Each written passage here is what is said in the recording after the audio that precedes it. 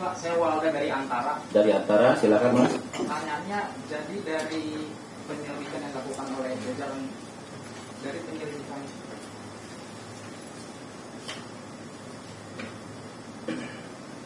dari hasil investigasi yang dilakukan oleh jajaran marinir ini yang membuktikan bahwa korban ini melakukan tindakan bunuh diri atau sakit, itu buktinya apa yang menguatkan fakta itu, Pak? Pertama, apakah ada luka lebam, luka apa segala macam yang pada akhirnya marinir menyatakan oke, ini bunuh diri. Itu pertama. Kedua, korban ini meninggalnya tuh di mana, Pak? Apakah proses perjalanan tadi persisnya di mana, atau baru sampai di RSUD? Nah, itu kedua. Ketiga, Pak, soal yang data di digital forensik yang di handphone itu, apakah mungkin boleh di digital forensik yang di telepon genggam? Apakah itu juga menjadi bukti yang menggiring, bukti yang membawa ke kesimpulan bunuh diri tersebut? Dan kalau memang bisa diterangkan itu apa, Pak? Terima kasih. Baik, terima kasih. Dari Antara, Mas ya. Mungkin bisa didengar untuk yang lainnya. Tadi kami sebetulnya tidak menyampaikan bahwa almarhum ini bunuh diri, tapi ternyata teman wartawan sudah tahu duluan. Kami sampaikan. Jadi pada hari Sabtu, tanggal 27 April 2024, sekitar pukul 13.02 waktu Indonesia bagian timur, Letu Laut Kesehatan Dr. Eko Damara ini datang ke ruangan kesehatan dan memerintahkan Pradamar Hasan dan Pratumar Agus yang ada di tempat tersebut untuk keluar ruangan kesehatan. Jadi di dalam itu sudah ada orang, 2 orang. Ada anggota. Di sini ada dan satgasnya. Orangnya ada? Yang di Zoom orangnya ada? Nah, itu yang berdiri. Itu orang yang dalam ruangan. Baik, terima kasih, duduk. Karena ruangan tersebut akan dibersihkan oleh Letu Laut Kesehatan Dr. Eko Damara. Kemudian pada pukul 13.04, jadi hanya sekitar 2 menit, Pradamar Hasan dan Pratumar Agus keluar dari ruang kesehatan. Kemudian pukul 13.06, hanya selang kurang lebih 22 menit, Pradamar Danu hendak memasuki ruangan kesehatan. Namun ruangan tersebut dalam keadaan terkunci sehingga Pradamar Danu meninggalkan ruangan tersebut. Kemudian selanjutnya pukul 13.07 terdengar suara letusan senjata 1 kali dari dalam ruangan kesehatan. Pada pukul 13.08, jadi hanya kurang lebih 1 menit, Serdamar Bagus Panutan mencoba melihat dari jendela karena pintunya dikunci. Mencoba melihat dari jendela, kemudian terlihat Letu Laut Kesehatan Dr. Eko Damara sudah dalam keadaan bersimbah darah dengan posisi tubuh bersandar pada dinding ruangan. Senjata SS2 varian 1 tersandar dengan posisi popor di atas paha sebelah kanan. Kemudian laras senjata SS2 varian 1 ini menyilang ke kiri, dari kanan ke kiri, ke atas dada, dan tangan kanan masih memegang pistol klik. Artinya dari paha geser ke sini, larasnya di sini. Ditempelkan. Kemudian pukul 13.10,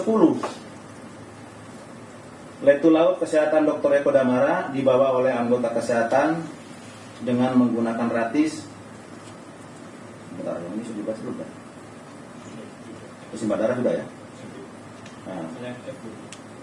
F belum ya? Oh, saya ulangi yang F lewat.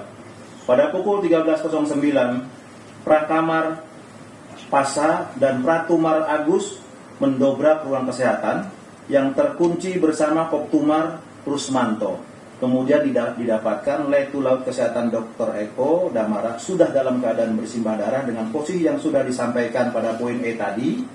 Kemudian Serdamar Andika masuk ke ruangan kesehatan dan langsung mengamankan senjata. Kemudian diikuti KLS APM Hakim, Pradamar Hasan, Prakamar Pebriko, dan Letumar Aditya Warman yang langsung memberikan pertolongan pertama kepada Letu Laut Kesehatan Dr. Eko Damara yang saat itu masih dalam keadaan hidup atau bernyawa. Jadi saat itu masih hidup. Kemudian segera dibawa pada pukul 13.10 Letu Laut Kesehatan Dr. Eko Damara dibawa oleh anggota kesehatan dengan menggunakan kendaraan taktis didampingi dan Satgas Letkol Alek Zulkarnaen yang sekarang ada di Zoom, Pasintel Satgas Letumar Andi Subagio. Kemudian pukul 15, saya ulangi pukul 13.15, Letu Laut Kesehatan Dr. Eko Damara tiba di RSUD DKI dan langsung mendapatkan penanganan medis oleh Dr. April, dokter jaga RSUD DKI. Mana Dr. April? Nah, Dr. April ada di sampingnya, itu kelihatan. Terima kasih Dr. April. Kemudian pukul 13.38 dan Satgas kembali ke titik kuat Kotis DKI dengan menggunakan kendaraan taktis Kia. Kemudian pukul 13.42 dan Satgas melaporkan kejadian tersebut kepada satuan atas. Kemudian Wadan Satgas Mayor Marinir Haryono tiba di RSUD DKI untuk memonitor perkembangan kondisi Letu Laut Kesehatan Dr. Eko Damara, dan pada pukul kurang lebih 14.00 waktu Indonesia Timur, Dr. April, dalam hal ini dokter jaga RSUD DKI, menyampaikan bahwa Letu Laut Kesehatan Dr. Eko Damara tidak tertolong dan dinyatakan meninggal dunia. Betul ya Bu Dokter? Ya, terima kasih. Jadi apa yang sampaikan betul ya Dok? Kemudian betul ya Dok? Terima kasih. Kemudian jenazah dibawa ke Masjid At-Taqwa DKI Yahukimo dipimpin oleh Wadan Satgas, dalam hal ini Mayor Marinir Haryono, untuk melaksanakan tadi sebagaimana orang Islam. Di sini ada dimandikan, dikafani. Kemudian karena ini mau dibawa jauh, maka dilakukan formalin serta lain-lain yang sifatnya menurut medis dinyatakan penting. Ini yang memformalinnya, coba mungkin angkat tangan. Ya. Sama yang, ya, terima kasih. Mas siapa nih? Nama saya Yohan Srijau. Baik. Perawat di Mobil. Yang memandikan angkat tangan. Yang memandikan Pak siapa? Ya, saya Muhammad Ilham. Muhammad Ilham. Baik, terima kasih. Karena di dalam pernyataan media yang disampaikan kakak almarhum, disampaikan di sana ada lebam-lebam di sebelah kiri, saya ulangi, bukan sebelah kiri, dekat mata, kemudian di lengan, di punggung. Nah, ada seperti sundutan rokok. Ini saya minta tolong dijelaskan sejelas-jelasnya. Mungkin saat memandikan bisa terlihat apa betul ada lebam-lebam di punggung, di belakang, kemudian di dekat mata, dan juga di tangan. Kalau lihat di foto saya, lihat tidak ada. Cuman sayangnya foto saya yang punggung tidak ada fotonya, karena memang niat kita tulus ikhlas untuk menolong jenazah secepatnya. Nah, ini sekarang saksi mata untuk menyampaikan, biar dari pihak keluarga jelas. Katanya pihak keluarga ingin seterang-terangnya. Jadi mohon saksi mata yang ada di lokasi sampaikan pada siang hari ini, tadi yang saya sampaikan, betul nggak ada lebam-lebam? Coba silakan dijawab, Mas. Ya. Pada saat kami memandikan jenazah beliau, kami tidak melihat adanya seperti yang disebutkan tadi, seperti lebam dan bekas sundutan rokok. Baik, jadi tidak ada lebam, baik di kepala maupun di tangan maupun di punggung, Pak ya? Betul?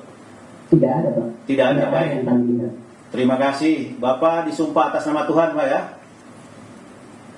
Iya. Ya, terima kasih. Kemudian saya dapat informasi kemungkinan lebam ini diakibatkan karena proses yang 3 hari, pengaruh dari penyuntikan formalin. Nah, ini saya mungkin mohon keterangan dari Pak Dokter atau yang menangani ini. Dimungkinkan dari situ, gimana? Bisa diberikan keterangan, Dok? Ya, terima kasih Bapak. Jadi memang saya juga salah satu yang masuk ke ruangan pada saat Dr. Eko mendapatkan tindakan, dan pada saat saya ada di dalam ruangan tindakan, posisi memang baju Dr. Eko memang sudah terbuka, tapi celana memang masih terpakai gitu. Nah, sejauh yang saya lihat, memang bukan saya yang menangani pada saat itu, tetapi karena saya cukup dekat dengan Dr. Eko dan memang saya datang di sana melihat kondisi Dr. Eko, dan yang saya lihat memang tidak ada lebam dari tampak yang di depan, gitu. Jadi sama sekali tidak ada lebam. Tangan pun ini bersih, tidak ada lebam apa-apa. Semua yang saya lihat itu badannya Dr. Eko apapun bersih, seperti itu. Nah, untuk memang yang kondisi yang ada di belakang, memang kami tidak melihat, karena memang kami tidak terpikir untuk bahwa apakah memang akan ada lebam atau apa, memang kami tidak lihat seperti itu. Ya, kami hanya fokus pada pemeriksaan yang ada di depan, seperti itu. Nah, untuk kemungkinan lebam mayat, karena memang ini prosesnya sudah sejak tanggal 27, mungkin sampai di Medan kalau nggak salah tanggal 29. Nah, proses ini memang sudah berjalan seperti itu. Jadi keempat muncul karena posisi dalam kondisi Dr. Eko tidur terlentang seperti itu. Nah, untuk Pak Menteri Anies atau Pak Menteri yang melakukan formalin, mungkin saya sampaikan bahwa yang bersangkutan juga bisa menjawab di lokasi mana saja dilakukan penyuntikan formalin. Terima kasih, Dok. Nah, silakan yang memandikan mungkin bisa menyampaikan segamblang-gamblangnya atau sejelas-jelasnya, Mas. Silakan. Ya? Oh, formalin dulu, silakan. Monggo. Yang formalin dulu, silakan. Agak keras sedikit, Mas. Formalinnya, untuk proses formalinnya sempat saya cek urat untuk melakukan formalin, jadi saya sempat diganti dengan tangan kiri sama dengan tangan kanan. Jadi kan saya lakukan formalin. Dan untuk tubuh yang bagian lain saya tidak sempat buka sinyal karena saya sudah kasih tahu sama Pak Haji Melikan. Saya cuma ini di bagian tangan saja. Kalau bagian kaki, kepala saya tidak. Itu waktu pas saya suntik formalin itu sudah ditapani, Man. Jadi cuma saya bisa serbakan itu cuma di beliau punya tangan kanan sama tangan kiri, di bagian lengan dengan tangan kanan sama tangan kiri. Lipatan situ. Ya, terima kasih. Mungkin yang memandikan bisa menyampaikan. Silakan, Pak, yang memandikan. Buat kami memandikan melihat bagian belakang dengan bagian depan, tapi kami tidak melihat adanya seperti yang disebutkan tadi, seperti bekas lebam dengan yang lain-lain itu tidak ada bekas luka. Karena kami memandikan, jadi tubuh itu kita balik dari bagian belakang, kemudian bagian depan, dan yang kami lihat tidak ada tanda-tanda itu. Kebetulan saya sendiri juga yang melepaskan celana beliau sebelum dimandikan, jadi pada saat itu tidak ada tanda-tanda itu yang kami lihat. Mungkin itu saja. Baik, Pak, terima kasih. Mohon sekali lagi, Pak, nama jelas Bapak, Pak, diulangi nama jelasnya. Nama saya Muhammad Ilham. Muhammad Ilham. Ya. Sehari-harinya sebagai apa, Pak? Saya guru ASN di SD Negeri 1 DKI. Guru ASN. Baik, Pak. Saya selaku Komandan Korps Marinir menyampaikan terima kasih dan rasa hormat yang luar biasa kepada Bapak sudah memberikan keterangan atau penjelasan sejujur-jujurnya apa adanya bahwa di tubuh korban tidak ada sedikit pun luka lebam sebagaimana yang disampaikan oleh kakak almarhum, dalam hal ini Pak Dedi. Bapak yang memandikan melihat langsung bahwa di kepala, di tangan, di badan, di kaki, di belakang tidak ada luka lebam. Terima kasih Bapak. Jadi mungkin nanti pihak keluarga biar jelas, karena foto yang difotokan pihak keluarga ini sudah 3 hari. Foto sebelum itu saat proses pemandian sama sekali tidak ada lebam. Terima kasih Pak. Baik, gimana ke yang nanya sudah jelas? Yang digital forensik Pak, kita sampaikan. Oh baik.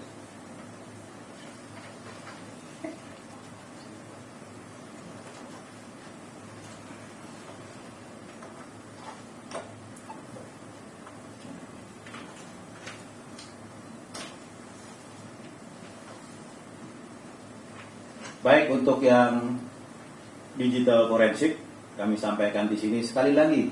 Saya sampaikan sekali lagi. Saya sebetulnya tidak mau membuka ini. Tapi karena Pak Dedi di WA saya masih ada. Silakan Mbak, silakan Pak, sampaikan apa adanya supaya terang benderang. Dan ini hak jawab kami karena teman-teman dari wartawan pun pasti dengan 3 minggu ini kenapa Korps Marinir diam. Kami sampaikan diamnya kami ini adalah untuk menjaga marwah atau martabatnya keluarga. Bisa dibayangkan bagaimana seorang keluarga atau suatu keluarga mendengar putranya meninggal karena bunuh diri. Apalagi bunuh dirinya karena apa? Akan lebih kecewa. Sehingga kami kemas berita ini kemarin, sebetulnya dari Satgas, mengemas, disampaikan ke keluarga bahwa ke Mabes atau ke keluarga disampaikan? Baik, tidak menyampaikan ke keluarga, kami menyampaikan ke Mabes. Dalam hal ini meninggalnya karena malaria akut. Sehingga keluarga lebih terhormat. Kemudian almarhum juga wibawanya tetap ada di mata teman-temannya, di mata keluarga, di mata tetangga, dan lingkungan yang ada. Sebetulnya kami ini sudah berupaya seoptimal mungkin untuk menjaga marwahnya keluarga, menjaga marwahnya almarhum, karena almarhum adalah bagian dari kami.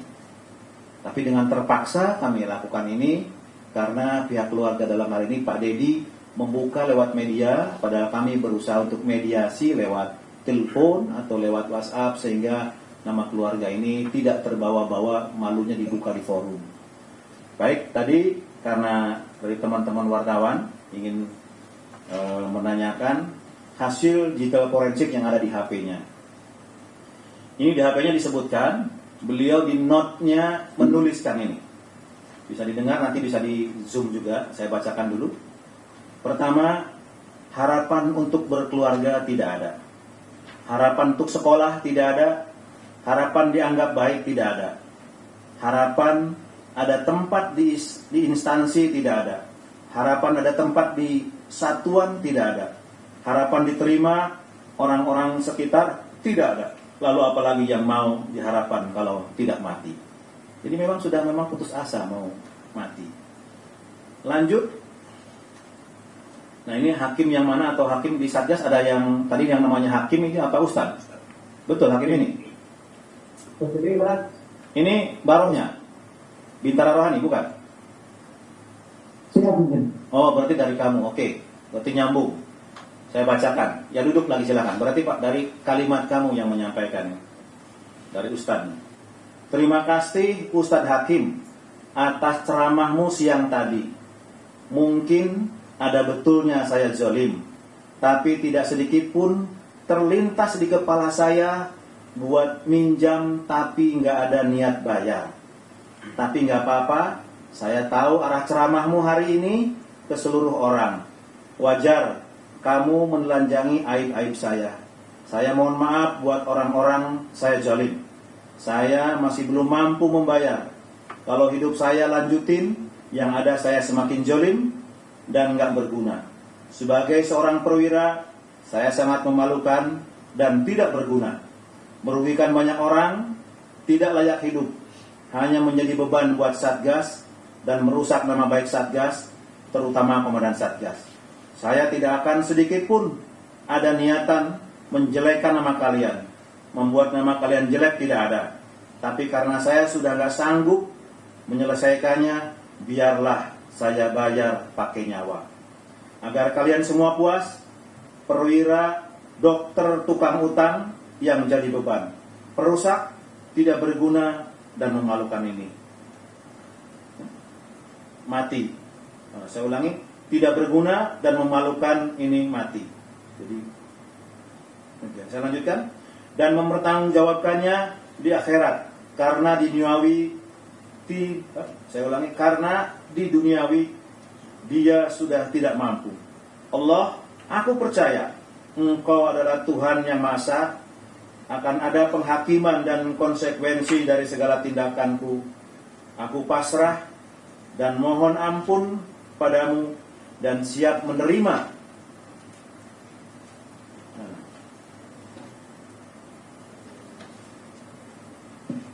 dan siap menerima dan konsekuensi dari segala tindakanku.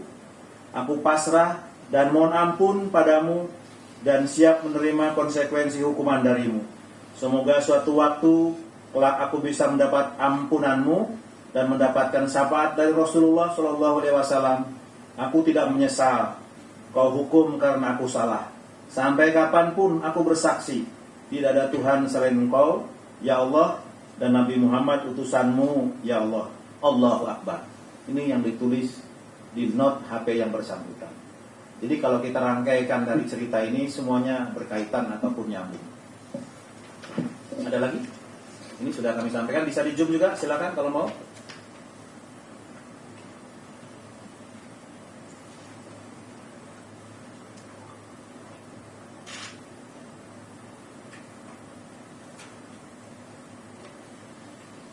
Kemudian ini yang berikutnya juga masih ada.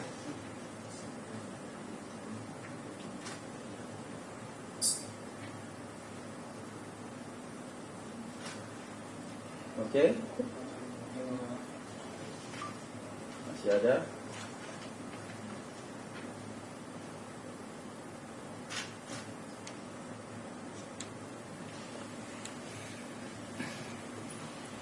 Ya, ada lagi?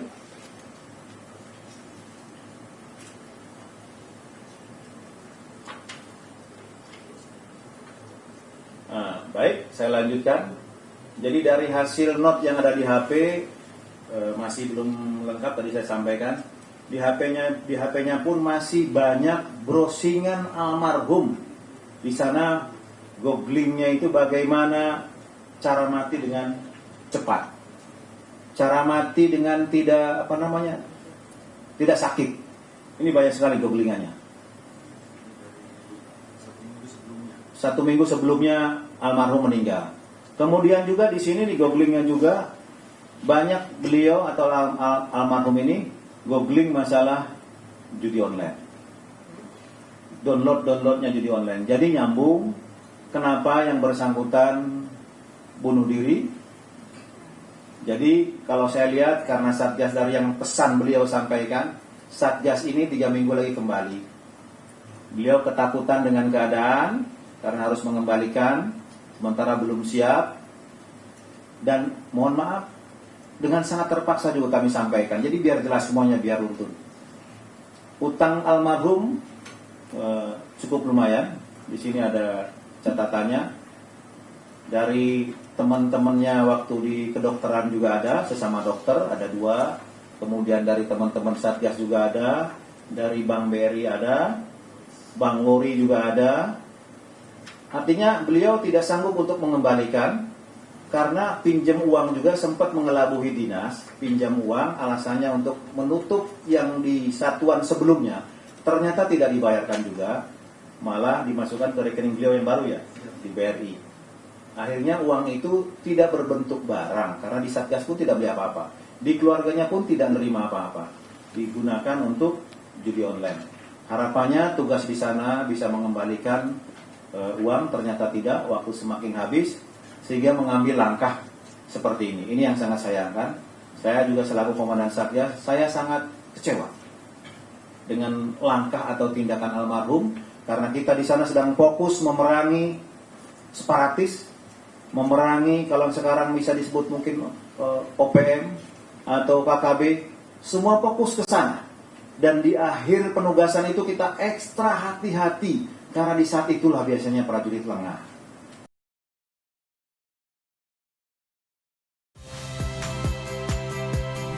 Saya Odin Fridianto. Saksikan terus program-program Kompas TV melalui siaran digital, pay TV, dan media streaming lain. Kompas TV, independen, terpercaya.